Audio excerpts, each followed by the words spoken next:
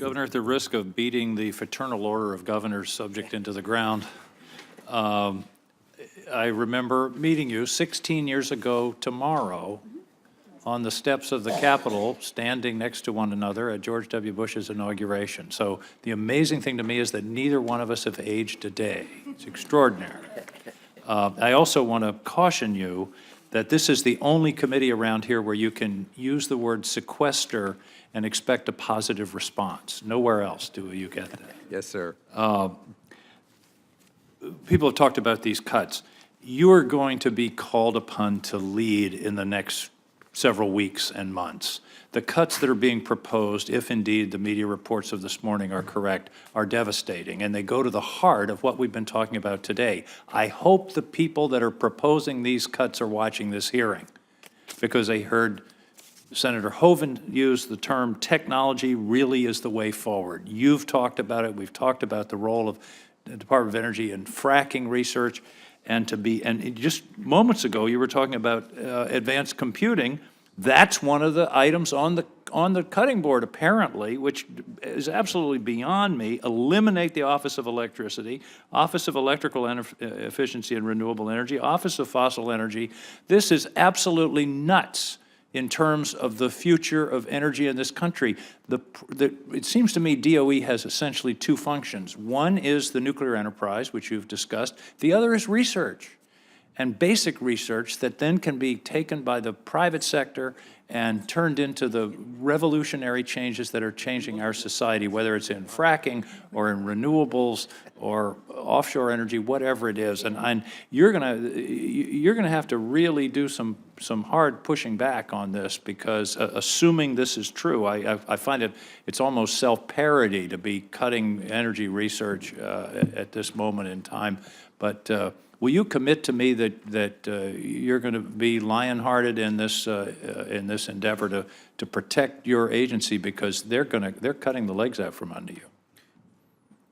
Senator, I have a rather interesting background, not unlike yours, of defending budgets, both from those who are in the know and sometimes people who don't. It's hard for me to believe that the people that are recommending these cuts are in any kind of know.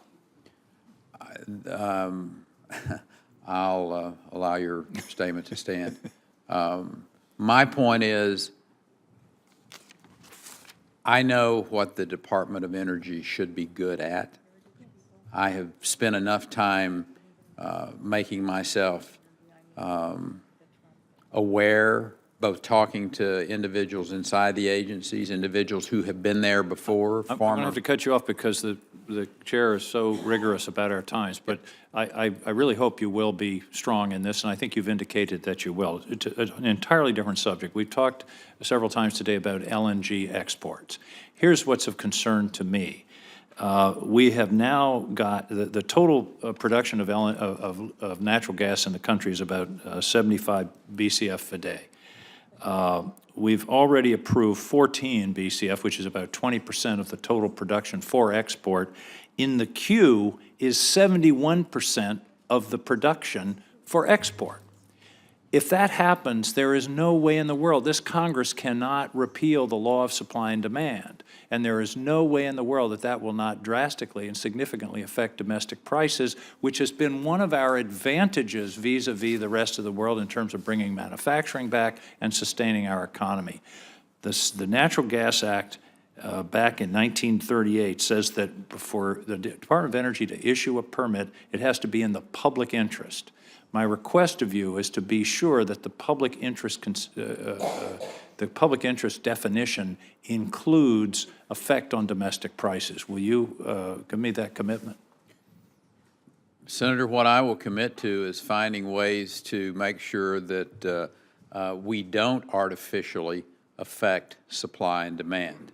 What I will suggest to you is that there are decisions that have been made in Washington, D.C. that have artificially affected supply and demand, and it's been on the supply side.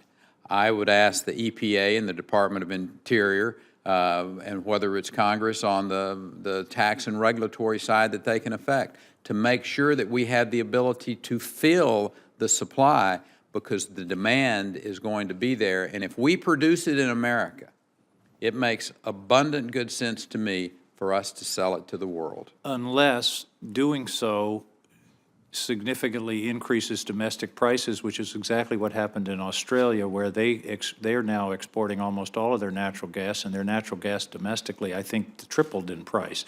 That would be a disaster for the economy of this country. And I totally understand that, but my point is that when we look at this entire issue globally, we need to make sure that we're not making decisions here that is affecting the ability to supply, so that you can keep the demand addressed in a thoughtful and a fair way that does not drive up the cost to where a manufacturing base, for instance, of which we are trying to bring America back in a strong and powerful way, would be affected in a negative way. And low-price natural gas is an advantage we have I'd hate to lose. Thank you, Madam Chair. Yes, sir. Thank you, Senator King.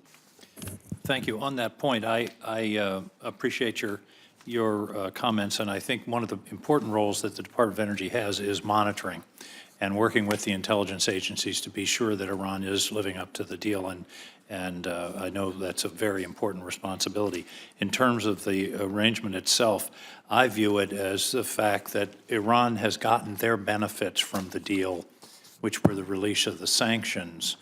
Now, the burdens, which are a 10-year or longer tamping down of their centrifuges, enrichment, and all of that, we would only be hurting ourselves if we terminated the deal, because they would have gotten what they wanted, and then we would have released them from the restrictions of the agreement. Two things, very short, and all you need to do is say yes twice.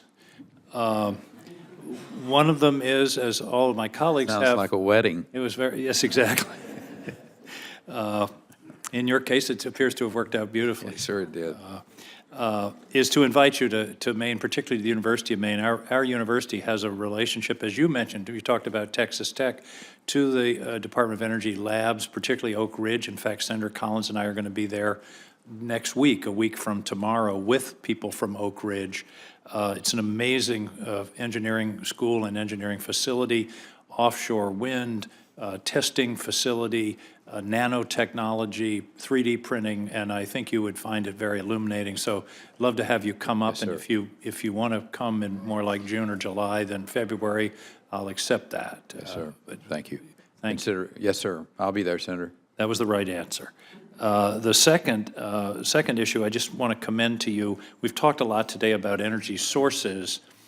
One of the most interesting developments in energy in the last few years is what's called distributed energy, which is homes making their own energy, storage, demand response, energy efficiency. And by the way, the cheapest, cleanest kilowatt hour of all is the one we don't use. And so there's enormous potential there.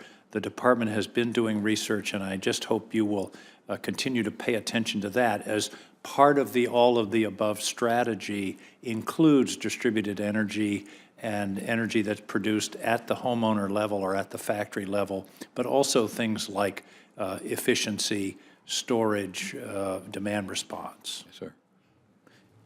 And Senator, when you talk about the connectivity issue and the distributive issue, are you talking about issues like smart meters? Exactly. Yes, sir. Enormous potential there. Yes, sir. We had a program in my home state of which we helped fund and gave incentives to the installation of those, and it's been quite successful from my memory. So those are the types of thoughtful engagement, the type of, frankly, investment that I've historically been very supportive of. Thank you. Thank you, Madam Chair.